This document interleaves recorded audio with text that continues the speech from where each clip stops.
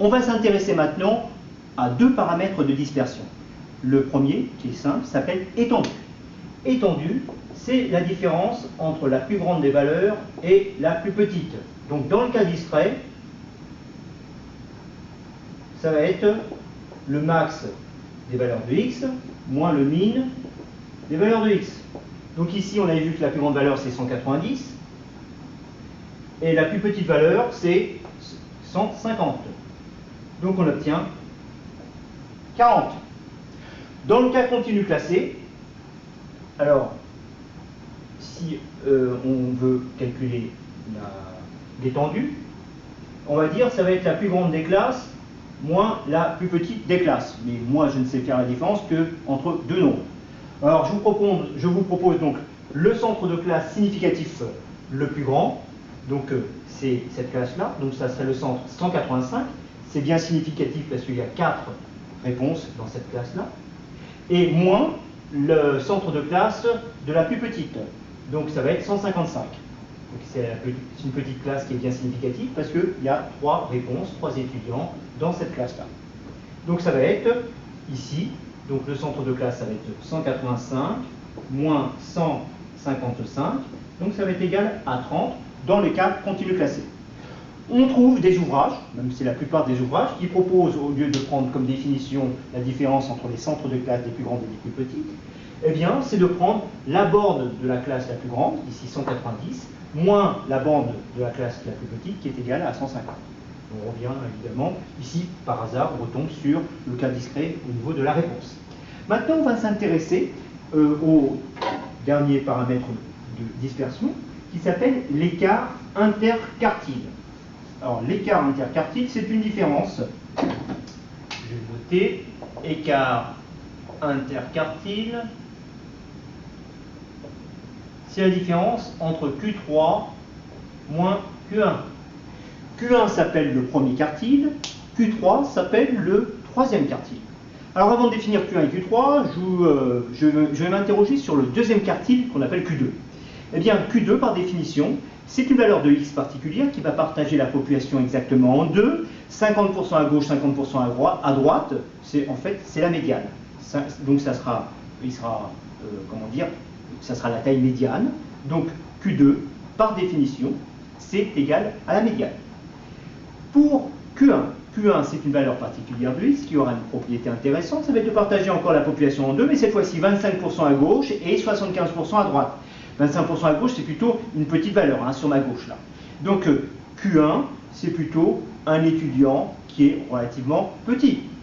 Il fait partie des 25% les plus petits. Q3, par définition, c'est une valeur de x qui aura une propriété, qui est de partager en deux la population, 75% à gauche, 25% à droite, donc ça sera plutôt un étudiant, ça sera plutôt une grande valeur, un étudiant assez grand, Q3. Et donc, l'écart interquartile, ça sera Q3 moins Q1, et donc il s'agit maintenant de calculer Q1, Q3, de la même façon que la médiane dans le cas continu classé. Alors c'est pour cela que je vous ai représenté la courbe des fréquences cumulées, en faisant l'hypothèse de la répartition uniforme sur chaque classe, et on obtient donc une fonction continue, croissante, et on fait bien attention que nous avons des segments de droite, et donc on a bien utilisé la règle pour représenter ce dessin.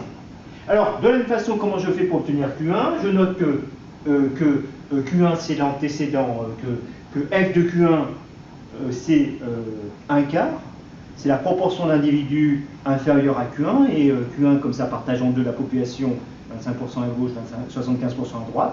Par définition, f de Q1 est égal à 1 quart. 1 quart de 20, c'est donc égal à 5. Et donc, j'obtiens, en faisant la représentation graphique, eh bien, Q1, une valeur comprise entre 160 et 170. De la même façon, Q3, f de Q3, c'est la proportion d'individus qui mesurent moins de Q3, eh bien, c'est 3 quarts. Donc, 3 quarts sur 20, c'est donc 15. Je prends l'antécédent de 15, et j'obtiens graphiquement Q3, une valeur comprise cette fois-ci entre 170 et 180. Pour obtenir la valeur exacte, je vais utiliser, comme pour la médiane, la formule d'interpolation linéaire, en notant que Q1 appartient à 160 et 170, f de 160 est égal à 3 sur 20, donc 160, son image c'est 3 sur le dessin, pour 170, c'est donc égal f de 170, c'est égal à 11 sur 20, donc ici j'ai noté 11, et je m'intéresse à f de Q1 qui est égal à 5 sur 20, c'est-à-dire un quart, donc 5 c'est plutôt situé ici, hein, c'est plus proche de 3 que de 11. Et donc là je vais obtenir Q1 en calculant, en utilisant la formule d'interpolation linéaire, en notant que la réponse est comprise entre 170 et 160, et que je vais mettre des poids qui seront sur l'autre variable, ici. Et donc la distance entre 11 et 3, c'est 8. Et la distance entre 5 et 3, c'est 2. Et 11 et 5, ça me fait 6. Alors 6, ça va être le gros poids. Le gros poids sera ici autour de 160.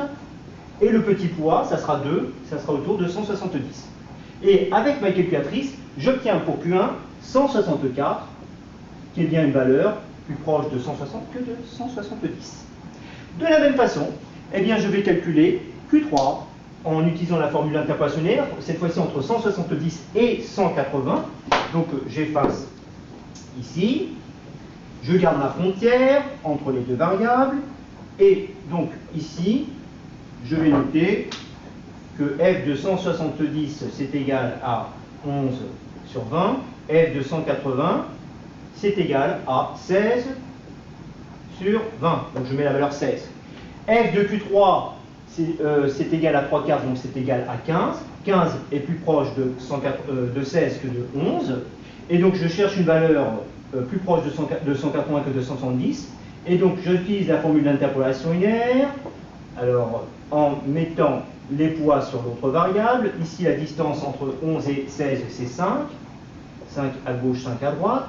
Ensuite, eh bien, ici nous avons une distance entre 16 et 15 de 1, et de 15 et 11 de 4. Donc comme je vais mettre le gros poids sur 1,80 m, je vais mettre 4 ici et 1 là, et je note toujours que la somme des poids, c'est-à-dire 1/5 plus 4/5, est égale à 1. Avec ma calculatrice, j'obtiens, alors j'admets le résultat, c'est donc égal à 178,5. Voilà. Donc Q3 moins Q1, c'est donc égal à 178,5 moins 164, que j'avais obtenu précédemment, et j'obtiens 14,5. Voilà, nous avons calculé l'écart interquartile. On peut peut-être l'interpréter d'une façon statistique par une phrase. Donc on va noter que l'écart interquartile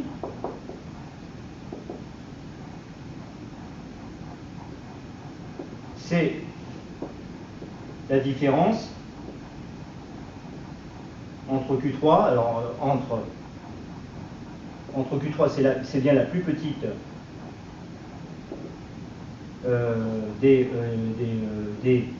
25% les plus grands, valeur X, la différence entre la plus petite 25% des 25% les plus grandes valeurs de X, et alors donc et Q1 qui est la plus grande des 25% les plus petites valeurs de X. En effet, Q2, ça partage en deux la population, 50% à gauche, 50% à droite. Q3, c'est bien la plus grande des 75% les plus petites, ou la plus petite des 25% les plus grandes. Q1, c'est bien la plus grande des 25% les plus petites. Voilà. Alors, nous avons donc obtenu l'écart interquartile. On peut peut-être aussi s'intéresser à une autre interprétation de l'écart interquartile en introduisant la notion de concentration.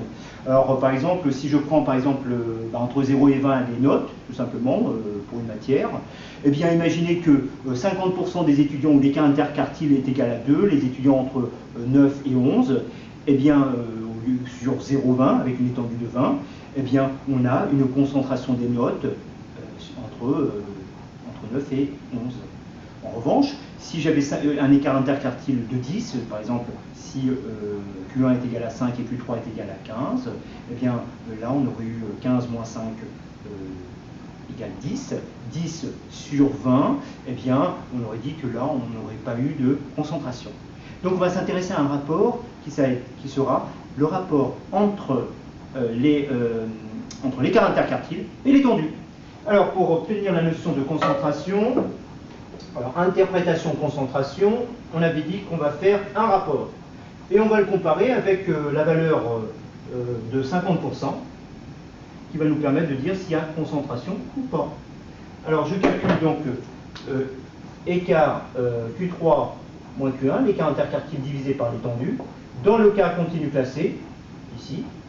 Donc, c'est égal à 14,5. L'étendue, on avait vu dans le cas continu classé, est égal à 30.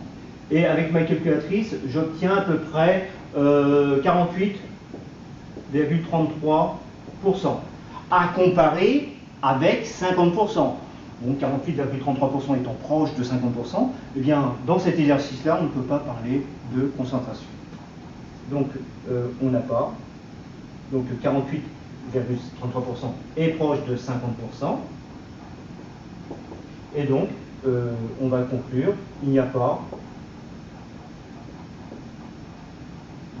de concentration